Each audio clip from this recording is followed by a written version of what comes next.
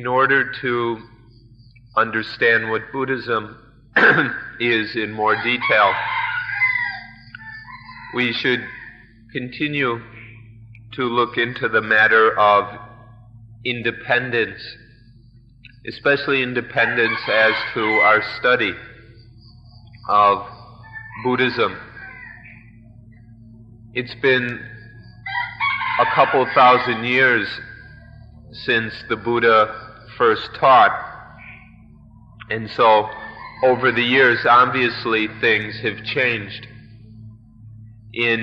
Things have been passed along by memory and have been written down, and it's certain that over the years things have been added, there have been improvements made, additions made, things have been lost, and so forth over the 2,600 years that have of the history of Buddhism. But there need not be any fear regarding this matter. We shouldn't worry that something has been lost or that we'll be incorrect in our practice or misunderstand, because we have the fundamental principle of being free and independent regarding our study of Buddhism. We don't have to depend on all the traditions that have been passed down, or not even on the recorded words of the Buddha himself. The main body of the Buddhist scriptures is called the Tipitaka, the three baskets. And we don't have to blindly accept even this as the pure teachings of Buddhism, let alone the later commentaries and opinions and interpretations that have developed in the centuries after the Buddha up to the present day. We don't have to worry that any of this might be wrong, and we have no way of historically proving who said what anyway. But because we can be independent, we can check these things all out for ourselves. And so it's not really a problem for us of whether these things might have some mistakes creeping in. As we mentioned yesterday, the approach of Buddhism is essentially scientific. However, it's a spiritual science. And when we say it's a spiritual science, this means that we must study and learn Buddhism through our own spiritual experience. And what that means is that we learn Buddhism, we undertake this spiritual science by dealing with suffering as it occurs to the mind, and then searching out the cause of that suffering, and then learning how to remove that cause in order to be free of suffering and misery. In this way, there is direct spiritual experience of these matters, and so it's a spiritual science. If we approach it in this way, we will have no difficulties regarding any of the scriptures, whether they are right or wrong, or any mistakes or inaccuracies have crept in. These will not trouble us, because we'll be able to verify things for ourselves.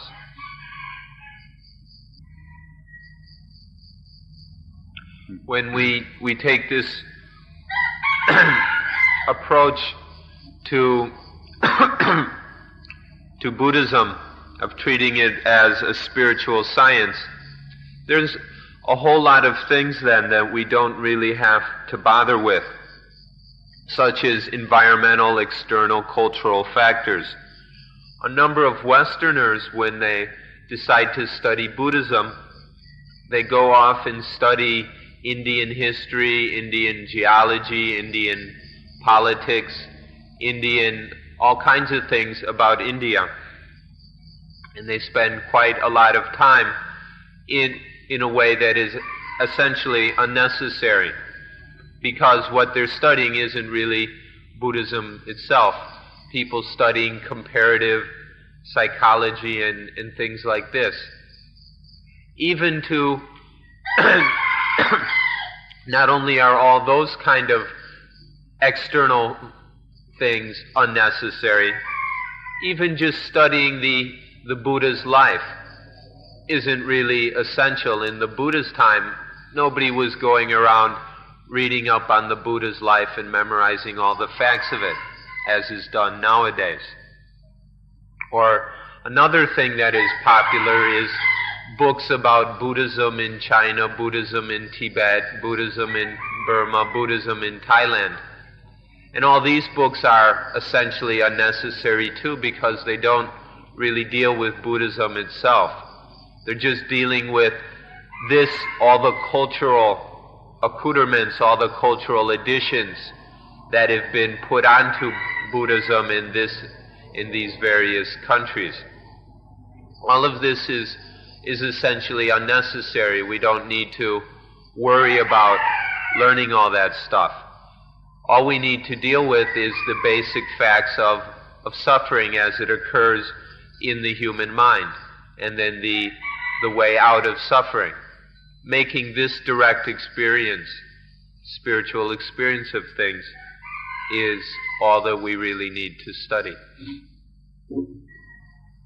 In Buddhism, we don't believe or maintain that the Dhamma has been revealed to us by God.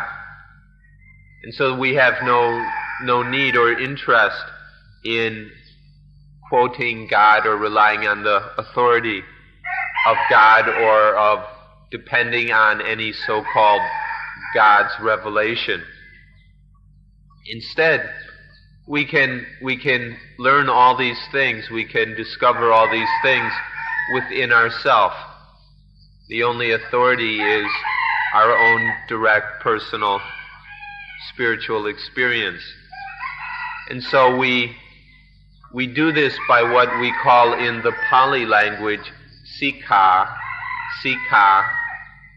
which is now often translated in modern Thai study. But there's much more to sikha than just study in the modern sense of the word. If we say study, we also mean to train, not just to learn something in an intellectual way, but to really do it. And so it's integrated fully into our understanding by repeated training, and by going deeper and deeper into something experientially. So through sikha, we can really get to know these things. The word sikha can be also explained as to look at oneself. Ika means look or see, and sa means oneself. So sa, ika, sikha means to look at oneself until seeing oneself, and then until knowing oneself. This is the essence of study, to look at oneself, see oneself, and then know oneself. In this way, we can study Buddhism. We can study Buddhism like a surgeon. A surgeon, when has a patient and needs to cut into the patient, find out what's wrong, and solve the problem. We can take this surgeon's approach to Buddhism as well. To, whenever there's a problem, to cut into it, and then search out the cause of the problem. Find out what the opposite of the problem would be, what the solution would be, and find the way of achieving that solution. This is what we call practicing like a surgeon. It's this basic scientific approach, once again, to discovering Buddhism. Cut open the problem, find its cause, find the solution to the problem, how to remove the cause, and find the way of achieving that solution.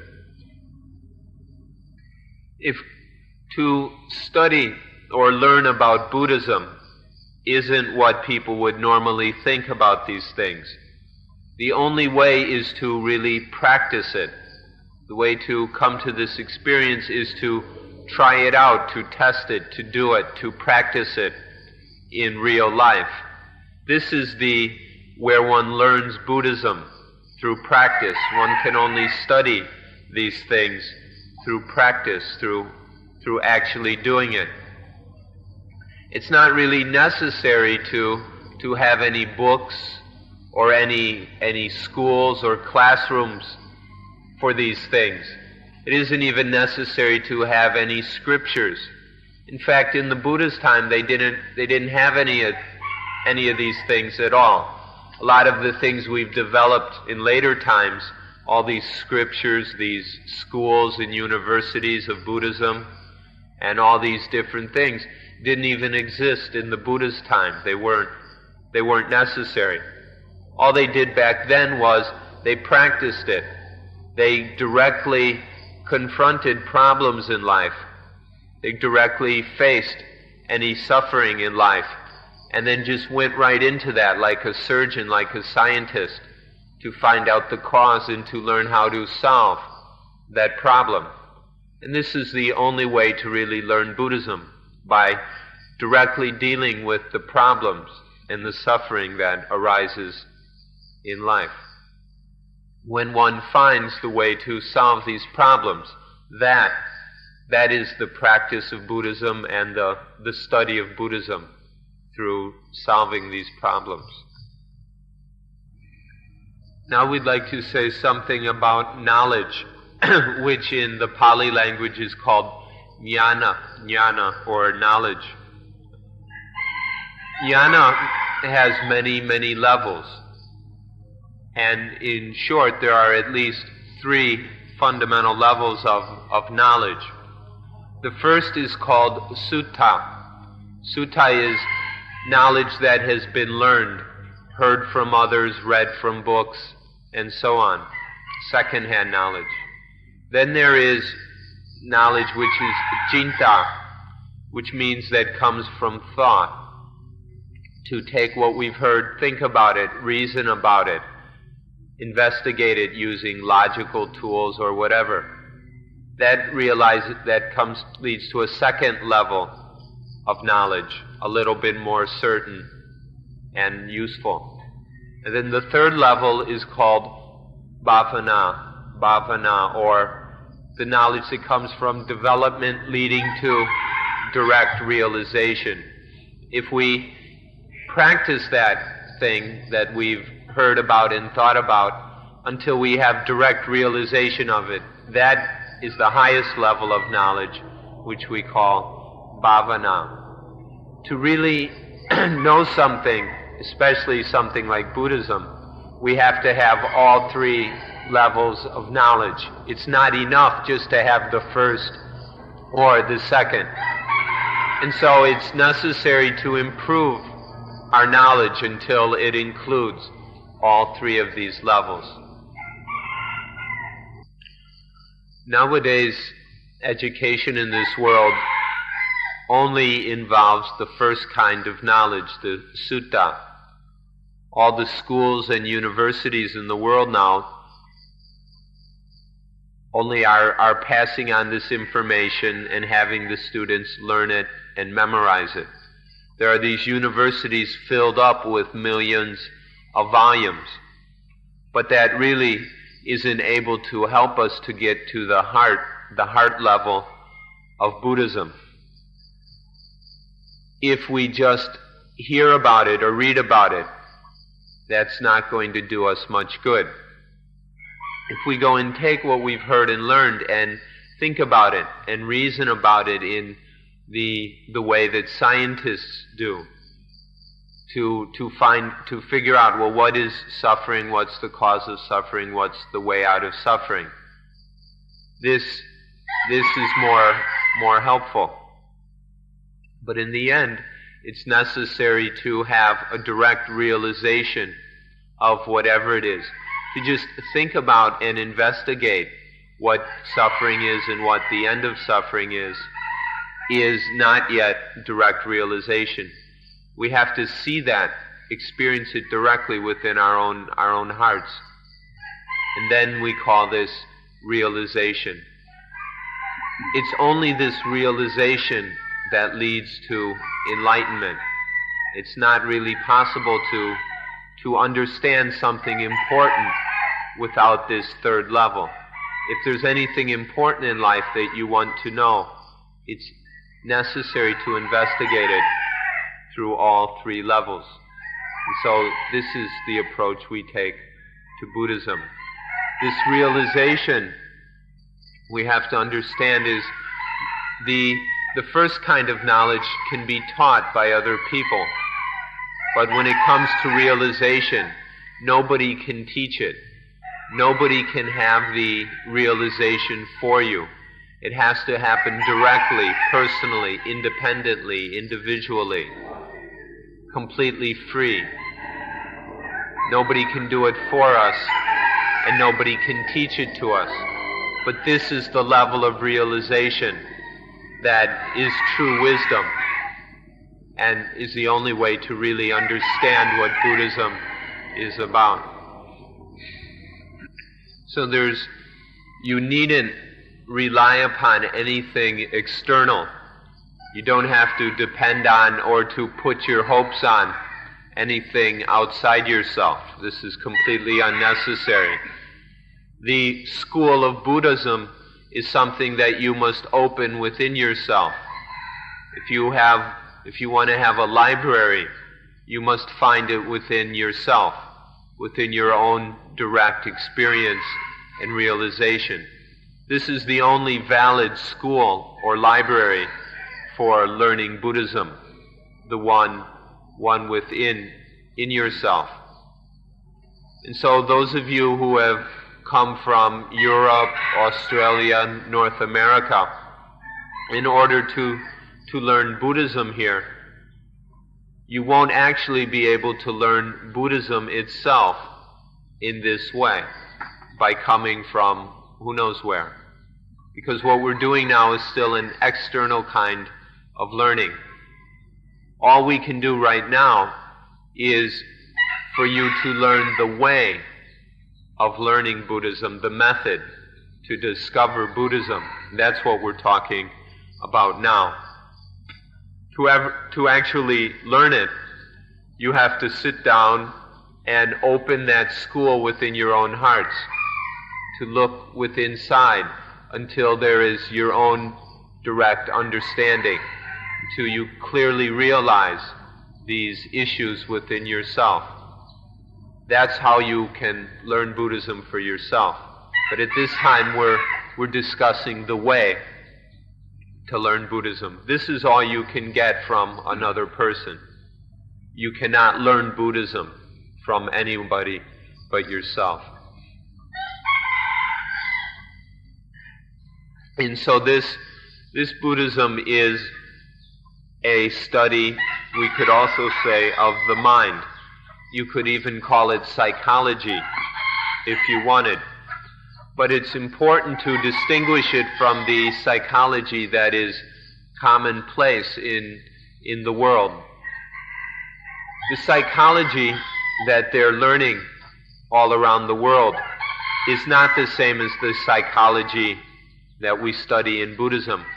That kind of psychology out there has the main purpose of gaining personal advantages. The people who study this psychology are using it to their own advantage. This isn't what psychology is about in Buddhism.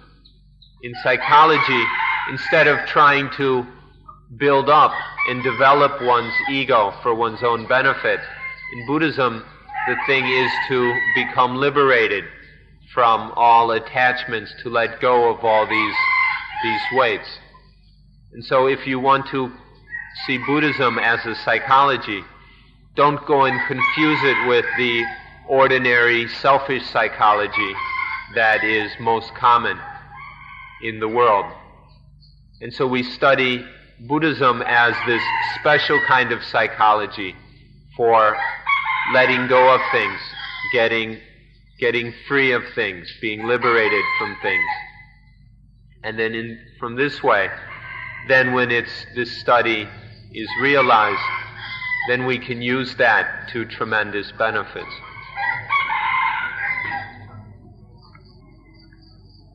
In Buddhism, psychology is to help free the mind from prison. The mind is a prisoner. The mind is often or commonly a prisoner to positive things and negative things. But Buddhism is a psychology which aims to liberate the mind from those positiveness. When the mind attaches to positive things and gets trapped in them, is deceived by positive things and negative things, by positivism and negativism. These become prisons for the mind, and so the mind becomes a prisoner. Buddhist psychology aims to help the mind escape from these prisons so that it can be free. When we are imprisoned in something positive, this is because there is a positive ego which goes and has gotten attached to that thing and turned it into a prison. If we attach to something as positive, then this will bring up a sense of ego, a positive kind of ego. And then this positive thing becomes a prison, a trap. If one clings to something negative, then there arises a negative kind of ego. And then this negative thing becomes a prison for that ego. In this way, positive things and negative things become prisons, and they imprison the positive and the negative egos that arise. Please don't fall into this problem. Please avoid this, because as soon as there is this attaching to things and then this positive and negative ego, then there is a problem. And this problem is suffering, is miserable. And this is why we say that it's a prison. These positive and negative things are prisons. So don't attach to them in this way, and then one can be free of these prisons. If we haven't studied these things carefully, then we go and grasp at positive things and negative things. We haven't seen the truth of these things. And when we haven't seen the truth, then we take them to be positive and negative. However, if we speak of the truth itself, the truth is neither positive or negative. It's completely free of positiveness and negativeness. So if we see the truth of things, we don't see them as positive and we don't see them as negative, and then we are free of them. But if we are deceived by them, and haven't seen their truths, then we take things to be sometimes positive and sometimes negative. Or we see things as happy and painful, or as happy and suffering, happiness and suffering. In Buddhism, this doesn't work. This isn't going to help us. And so we see that to see things in this way doesn't work, or to see things as good and bad. Good is positive, bad is negative. This isn't the truth. Or to see things as getting, to see them as losing. All of these are just pairs of opposites, dualities, and none of these are the truth. So in Buddhism, we don't want to be caught up by these. We don't want to have anything to do with these dualities. Even the duality of heaven and hell even this isn't going to help us. And so in Buddhism, we're not interested in heaven, in hell. So all these dualities are not the truth. They're just deceptions that occur when we haven't seen the truth itself. And so we're going to study in a way that helps us to see the truth of things so that we're not deceived by the positive and the negative. This point was even understood by the Jewish people who wrote the Old Testament of Christianity. In the 3rd chapter of Genesis, God warns Adam and Eve not to attach to positive and negative. There's the tree of the knowledge of good and evil, and God says not to eat the fruit of the tree of the knowledge of good and evil. And the meaning of this is not attaching to the positive and the negative. If we go and cling to positive and negative, then we are born in positive and negative ways and spend our time spinning around, cycling around, circling around in positive and negative. And this is just a bunch of misery, to go spinning around in all this positiveness and negativeness. So the thing is not to attach in that way, to get free from, to escape from positiveness and negativeness. This was taught on the very first page of the Old Testament. And this is the basic point in our study in practice. This is the way to get free of pain and suffering. All our difficulties in this matter happen because our ancestor went and ate the fruit of that tree of knowing positiveness and negativeness. Eating this fruit is what is known as original sin. And it became universal sin, meaning that it occurs for each and every one of us. And so this has happened throughout the years of the human race. And so it's quite difficult for us to deal with this. We find it very difficult to free ourselves from this clinging to positive and clinging to negative, getting deceived by all this positiveness and negativeness. And so our study in practice can be quite difficult at times because of this, for this reason. And so although we know that these things are miserable and cause suffering, we're unable to free ourselves from their power. For example, we know that love causes all kinds of difficulties and problems. If we really like something and cling to it, then it becomes a trap for us, and we have to go through all kinds of misery because of it. Or the opposite, not liking things, disliking things, hating things. This is also a lot of suffering because it entraps us, and we have to go through all kinds of hassles because of this. All these forms of loving and hating, or liking and disliking, cause tremendous problems for us. We begin to see this, but we're still unable to free ourselves from this power. This is the situation we're in.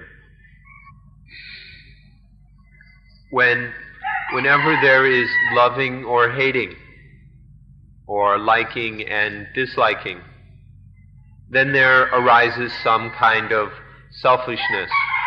When something is positive, it leads to liking it, loving it, and then we become selfish about getting that thing. Or if something is negative, then this leads to disliking it, hating it, to the degree that we would go and kill someone because of this disliking and hating. All this liking and disliking, hating and loving, are the lead to selfishness and are the basic cause or foundation for all our problems.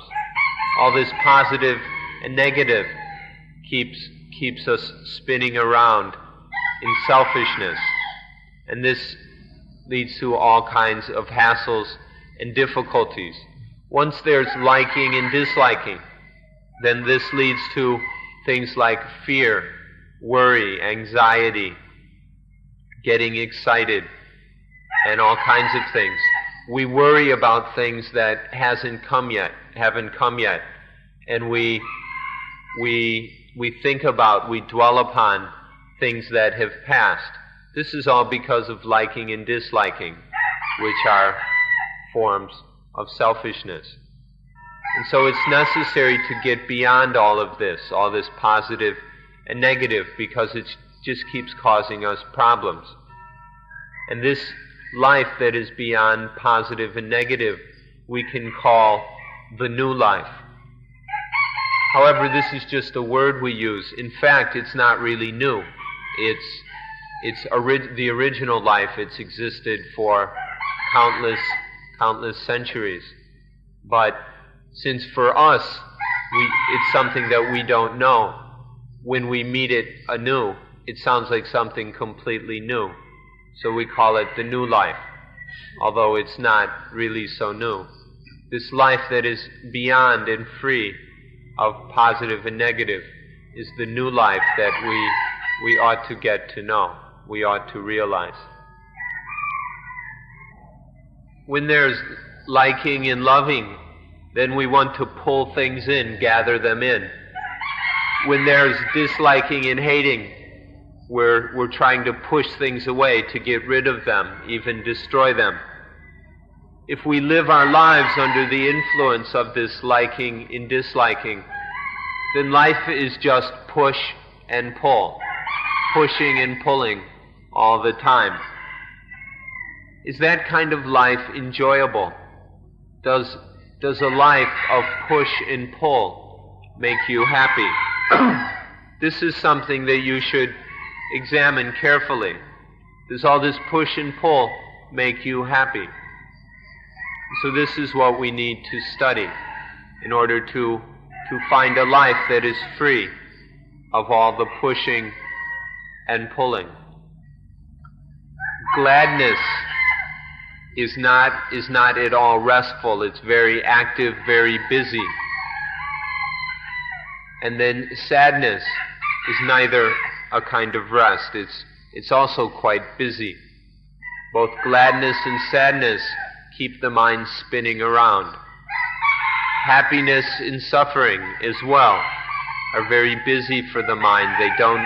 They don't give the mind, don't give life any rest. So for this reason, we're interested in that which is beyond happiness and suffering, which is completely above this happiness and suffering. This is the object of our study and the goal of our practice. When there is a feeling that something is positive, and then there's liking that thing, this leads to the defilements of lust and greediness. Just having to have that thing, desperately wanting that thing. This is a kind of pulling inward. And then if these are the first kinds of positive defilements of the mind, lust, raga, and greed, lopa. Then there's also negative kinds of defilements of the mind, things that pollute and defile the mind. And that's when something is taken as positive. Then there is a pushing away, a wanting to get rid of, which takes the form of tosa, hatred, and kota, anger. This anger and hatred is a negative kind of defilement. These negative and positive defilements torment us quite a bit in life. And in spite of that, there's still another kind of defilement. There's a third kind. when the mind doesn't know or can't figure out or can't decide whether something is positive or negative. If it thinks it's positive, it gets greedy. If the mind thinks it's negative, then the mind gets angry or hateful. But if the mind can't decide or figure it out, then it becomes confused. So the third kind of mental defilement is confusion, which is the mind running around in circles, trying to attach to something but unable to understand it. Because of these three kinds of defilements, we're constantly kept off balance, and we don't have any chance to rest in life because of all this greed, lust, anger, hatred, confusion, and delusion. We don't have a chance to rest. And so we're always tired. We're always tired in life, always weary. This is a situation that we ought to resolve.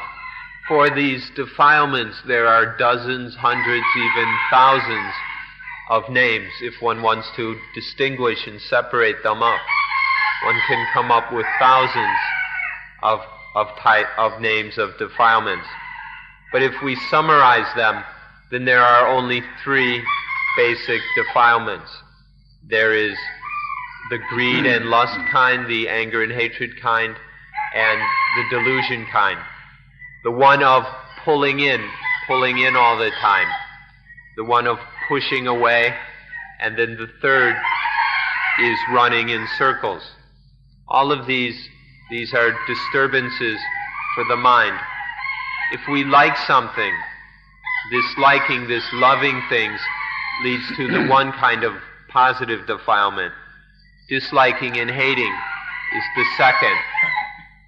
But if we're uncertain, if we wonder whether it's positive or negative, this leads to the third kind, a running around in circles.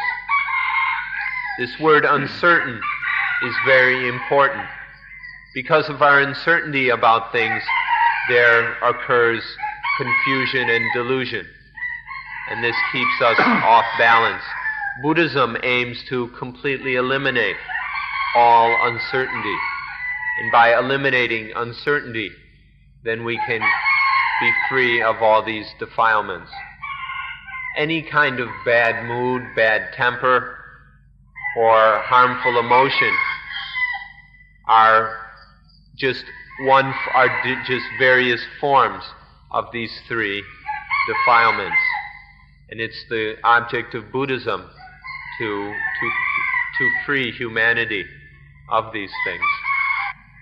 When there is any kind of uncertainty or doubt, then it's impossible to stop wanting, to stop desiring. If we're uncertain about something, there'll always be a kind of wanting.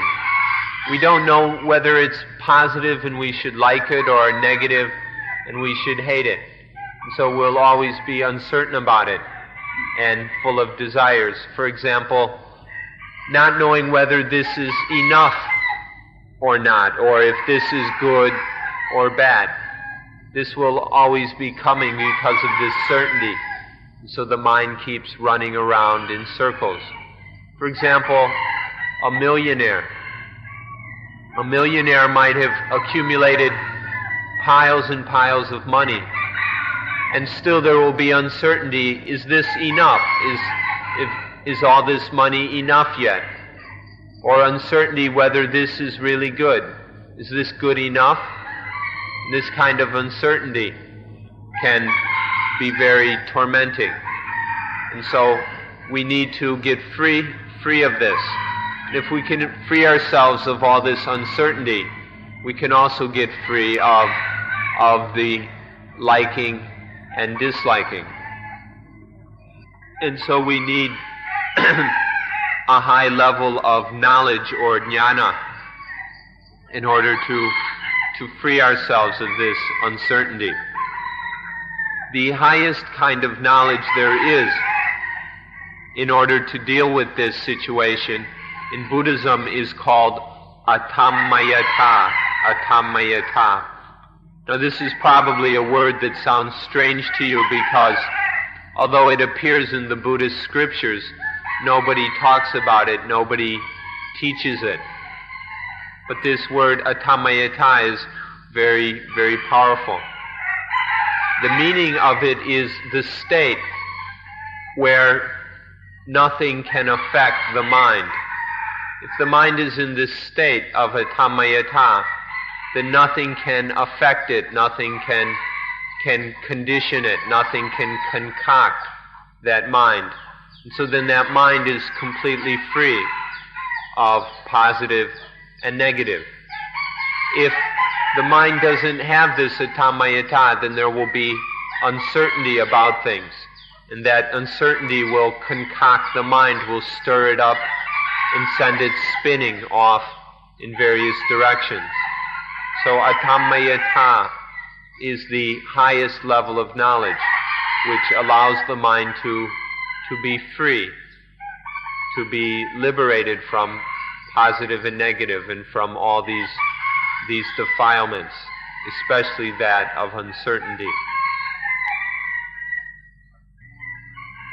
Ajahn Buddhadasa had me check through some of the dictionaries of Buddhism that have been published in the West, and none of them have anything about atamayata, which is really quite pathetic because in the scriptures this word appears in very important places.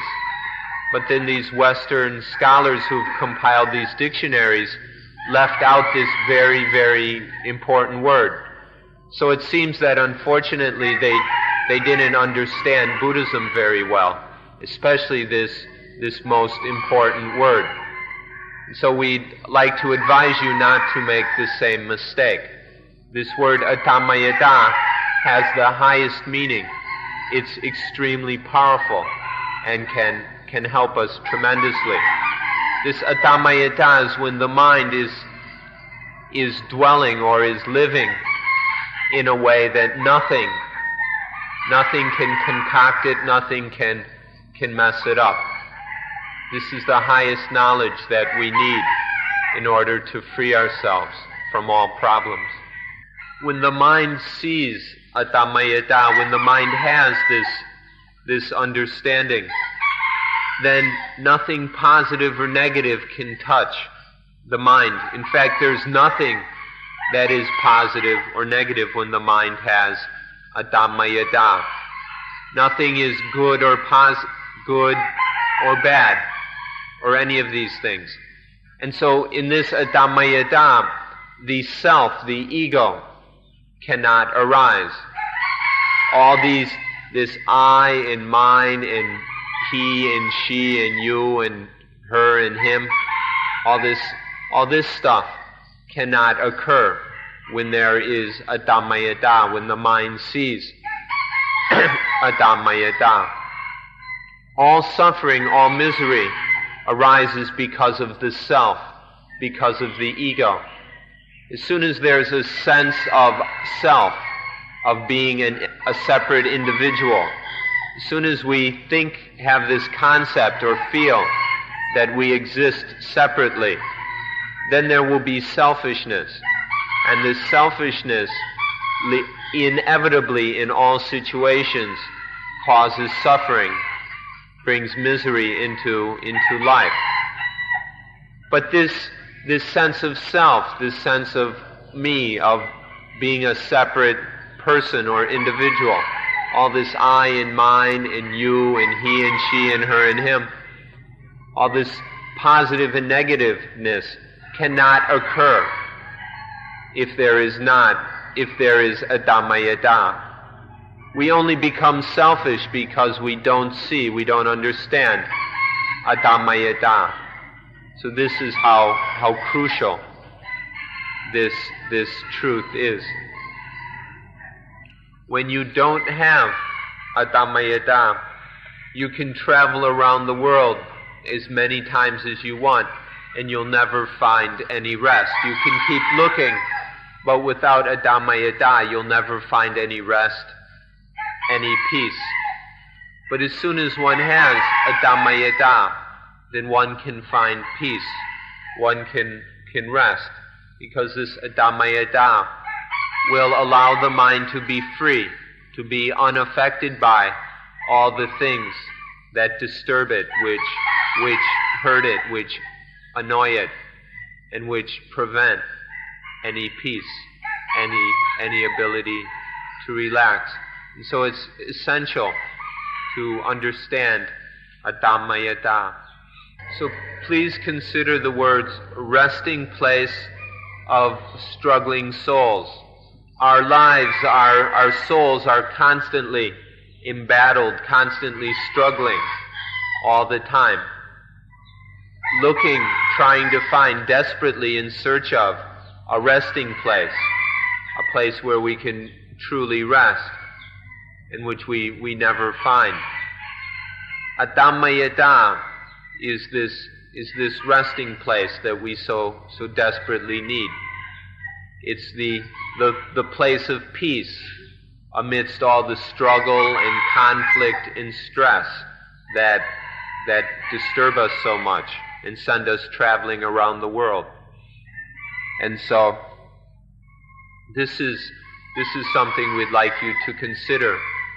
Finding a place where the mind can be free of all self, free of all ego. When the mind is beyond all ego and selfishness, this is the resting place of struggling souls, which we find in a Dhammayata. Some people talk about at the highest thing as being saved and then being united with God.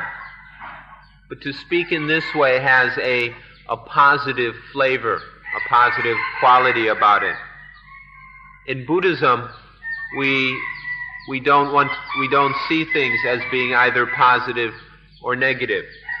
Instead, we use the word liberation, being liberated from all suffering, all misery, from all positive and negative. In Pali, this is the word vimutti.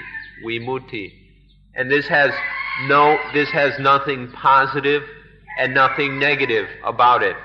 It's beyond all positive and negative. And so we suggest that you look into this carefully and see if this isn't the goal of life, to find that which is beyond positive and negative in order to live completely free of positive and negative, so that these things are no longer pulling at the mind, disturbing the mind.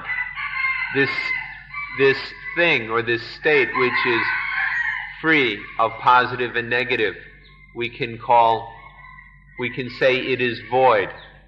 It's empty of positive and negative. And so sometimes we talk about voidness, that which is neither positive nor negative, good nor bad. This thing we call voidness or emptiness, you can see that obviously it's something that has no dimensions. And so something that is dimensionlessness, you could never call it positive or negative. It's totally free of positive and negative, this voidness. This is what the state that the mind can realize in order to be absolutely free. This voidness has nothing positive or negative about it, and it is the highest kind of liberation. Now, in the Pali language, we use the words sunya for void or empty, and sunyata for voidness or emptiness. Now, these words in English, voidness and emptiness, they're not perfect translations, but they're good enough to start with. They're the best words we've got so far to explain these things. And so you can start with these voidness and emptiness, and then investigate it for yourself, and then find out what the best translation of these words would be. And from sunyata, voidness, we come to the word nibbana. Nibbana in the Pali language, or nirvana in the Sanskrit language. In Thai, it's called Nipan. This is the sumambanam, the utmost goodness of Buddhism. But one shouldn't go to think that it's something positive. People are always trying to turn things into something positive so that they can attach to it. But Nibbana has nothing positive or negative about it. It's completely free of these. When this mind is free of all positive and negative, then it comes to Nibbana, the place of perfect peace. So don't even bother calling it the utmost goodness. If we call Nibbana the utmost goodness, then we'll go and take it as something positive. But Nibbana is completely beyond all good. It's beyond even the highest good. Nibbana has nothing to do with good, because good will always trap the mind. And Nibbana is when the mind is totally free. So it's no need to think of Nibbana in terms of goodness. It's completely beyond positive and negative. However, we have to try and explain these things to ordinary people, and so sometimes we use words like good and words like happy, because otherwise ordinary people won't understand what we're talking about.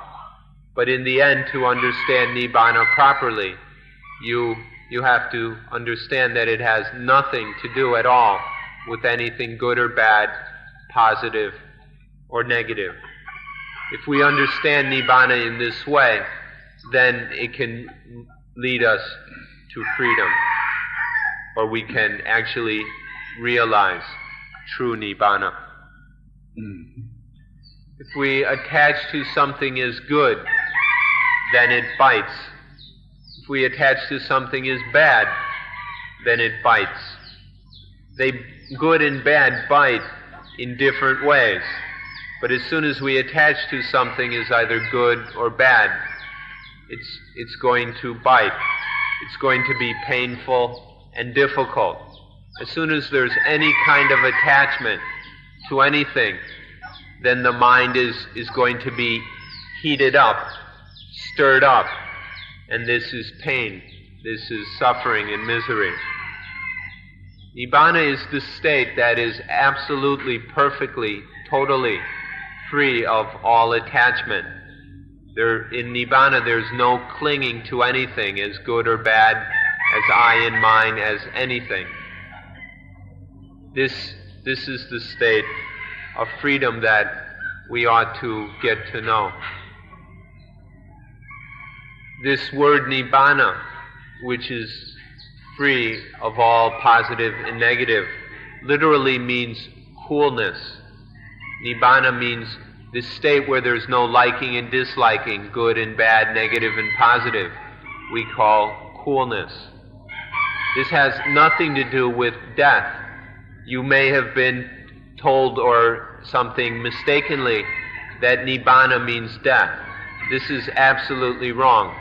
To think that one can be freed by death, can be freed from the positive, the negative, the good and the bad, and from all its suffering by death, is crazy. If one's going to save oneself by suicide, that's lunatic. Nibbana has nothing to do with death. It just means coolness, and it comes from wisdom, from seeing things as they truly are, so that we no longer cling to positive and negative. Nibbana literally means coolness. It means a coolness where there's no heat, where nothing is burning the mind. This can't happen by dying. There can't be coolness. Death can never lead to coolness. Death is just another kind of heat. Nibbana is when there is the mind isn't grabbing onto anything. And so there's nothing positive or negative biting the mind. When positive, negative bites the mind, that makes the mind hot. That's suffering. Nibbana is the absence of suffering, of all these things biting the mind. And so we call it coolness. It comes about through the wisdom that we call atamayata. Atamayata, where the mind atamayata won't let anything bite the mind. It won't let anything positive or negative influence or affect the mind. Atamayata is an ineffectiveness of mind. So we hope that you will understand this, what we're saying about Nibbana. If you do, then you'll understand correctly what the goal of life is, and you'll have a map so that you can walk the path of life correctly. When something is positive, then it bites and there is suffering. When something is negative, then it bites and there is suffering. The essence of this matter is attachment. Attaching to this is bad, this is good, this is positive, this as negative. As soon as there is attachment, then there is biting and burning and suffering. This is the inevitable law of how it works. So the essence here is attachment. Attachment comes from ignorance, from not understanding things as they truly are. Freeing ourselves of this attachment, no longer attaching to things as good and bad, positive and negative, I and mine, or whatever. This is how we can know Nibbana. By being free of attachment through non-attachment, then we can know Nibbana. Although this is something very profound, we are still able to teach it to children by helping them to see the things that bite them in their everyday life. So first we have to help children to see love and see how love or liking bites them. And then show them how hatred is hot, how hatred bites. To help children observe hatred is the second one. Next is anger. When there is anger, how does it bite?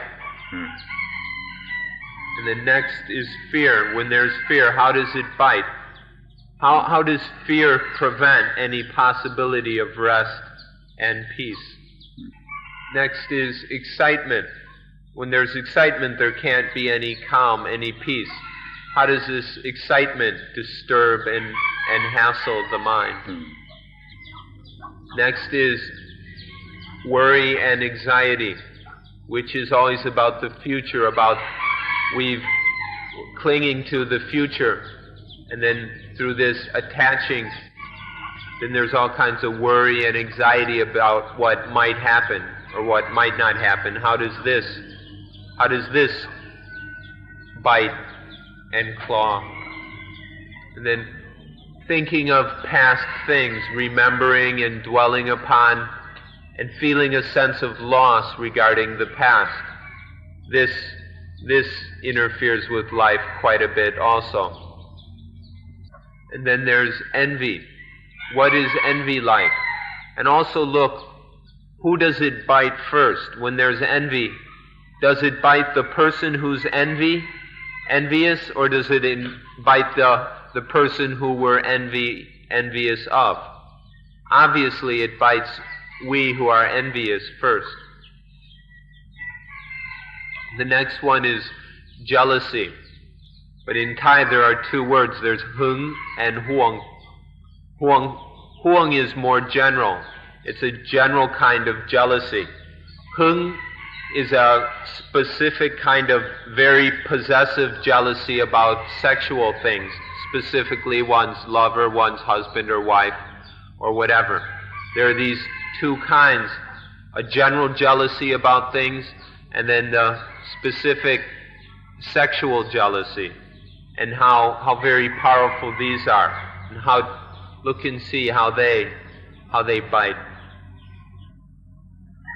Although there are many more examples we can give, these so far are enough to give you an idea of what Nibbana is about. Nibbana is when there is a coolness where none of these fires that we've mentioned are biting the mind, are burning the mind. This is Nibbana. This is something, if we look at it in this way, that even a child can understand. Although Nibbana is the most profound thing that we can know in human life, we can still explain it to children. The coolness where none of these fires are burning the mind in the least way. Everything in the world is ready to be taken, either as positive or negative. As soon as we grab on and attach to things as positive or negative, then they burn, and there is suffering.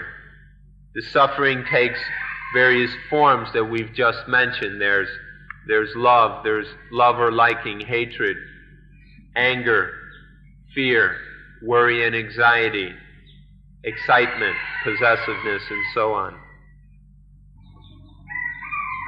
The world is just positive and negative, and for this reason in Buddhism we say that when the mind is above positive and negative, that it's above the world, it's beyond the world, it's ultra-mundane, or to have transcended the world. You should consider this very carefully.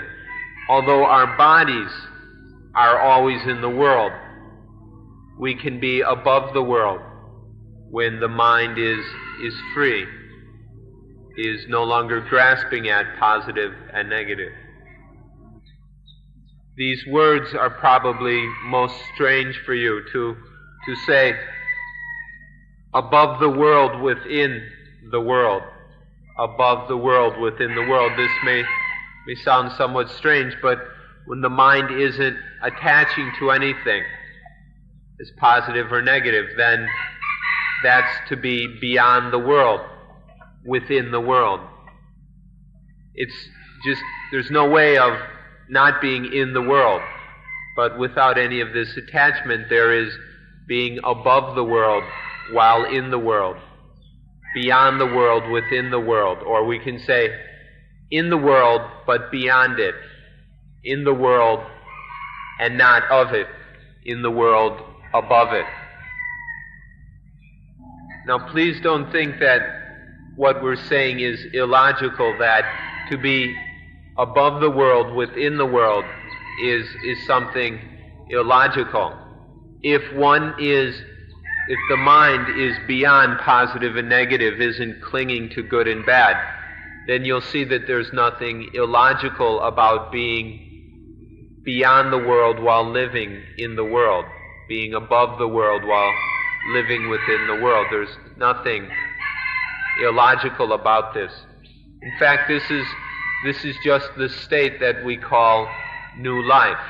This is what Buddhism takes as its goal, this new life.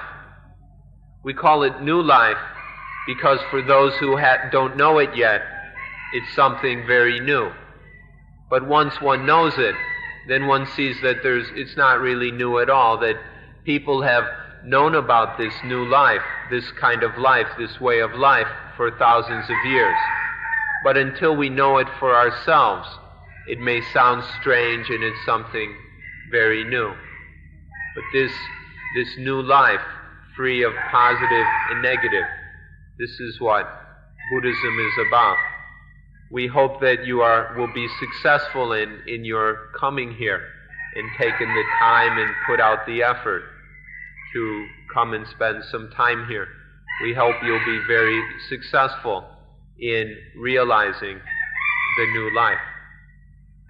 And so, at this time, we've used up we've used up today's time, and we'll end the talk right now.